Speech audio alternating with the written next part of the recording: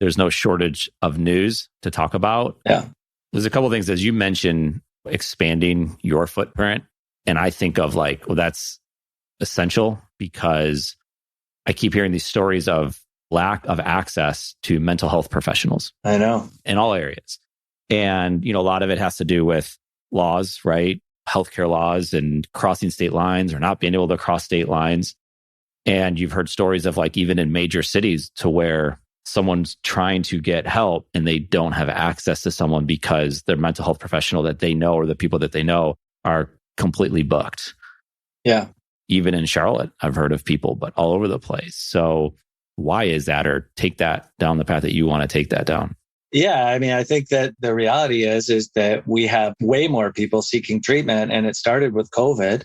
People went through the kind of whole COVID shutdown, and then we had a lot of political divisiveness within the country, and people struggle with that. And then I think that more recently, we've got these kind of brutal acts of violence that are happening pretty consistently these days. And so I think that people are realizing that they need support and they need help. And so a lot of what we're seeing is people who haven't been to therapy before, people who haven't seen a counselor. In addition to that, I just think that it's becoming more talked about and more recognized. And when I was a kid, there weren't many people who would acknowledge that they had a therapist, but it's different these days. And, kind of across the board, there's still some communities that struggle with it as far as wanting to seek counseling.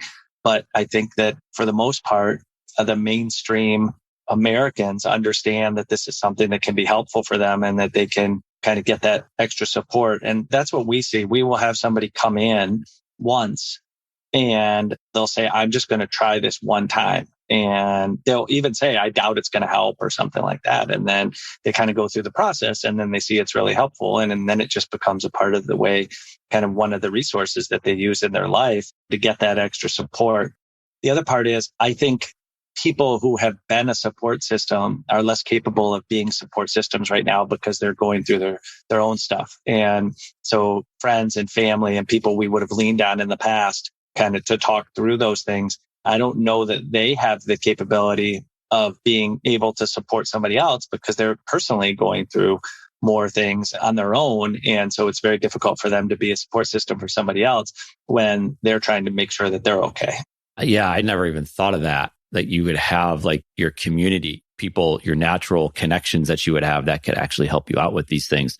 What's being done to make it more available? I mean, obviously, if you have more people going to school for this, more people graduating, but that takes time, right? That's not an overnight fix. And there probably isn't an overnight fix. This is just a little bit at a time. But what do you see is being done? I mean, obviously, you all are growing, but what's being done at different levels, whether it's the state level or federal level, to make it easier to get access to somebody? Yeah, there's a lot of conversations about people being able, especially with things being much more virtual these days. There's a lot of conversations with reciprocity and being able to work kind of in other states. Right now, the licensing rules are pretty strict about that both the therapist and the person has to be in the same state where the therapist is licensed. There just was a group of, I think, 12 states who just kind of put together kind of a consortium of states where they gave reciprocity to each other, mostly Southern. I think it's Mississippi, Kentucky, Tennessee, areas like that. But I think where they have, particularly in states that have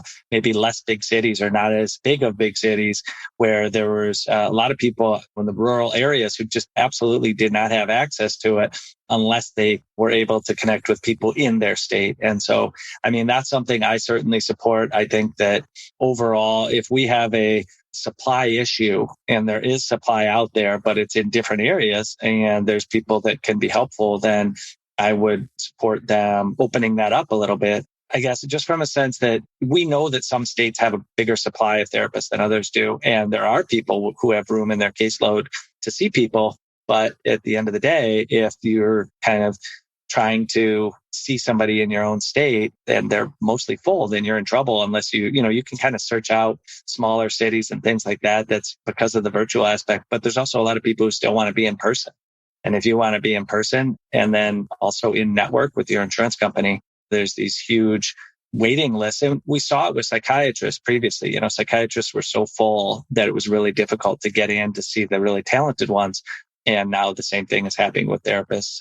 I think based on just an increase of volume and, kind of people needing help. Right. I don't know that there's a direct fix other than opening up the access. I think, like you said, there's more people going to school and people being interested in younger people who want to do this in their life, but that takes time and that's not going to help us in the next 6 months. And so, I would fully support opening it up a little bit. It makes me think of two things. One is this a lot about money for the states, right? Or in insurance? I mean, there's a couple of things there, talking about the insurance aspect. Are more people willing to go to not have this be an insurance thing, right? Like if you have a headache and you need Advil, I need the Advil, right? And if it costs more, that's fine because I want to get on with my day. As, when it talks to this, like of thinking of like having a therapist, are people willing to just hire the therapist, pay the hourly rate and not worry about the insurance? Like, is there an uptick in that? I kind of mentioned two different things there. So take that as you want. Yeah. I mean, I think that the interesting thing about the therapy community is people genuinely want to try to help people for the most part from what I've seen. And so they will work with people on different ways for payment as far as payment plans or ways to make it so everybody has access to it.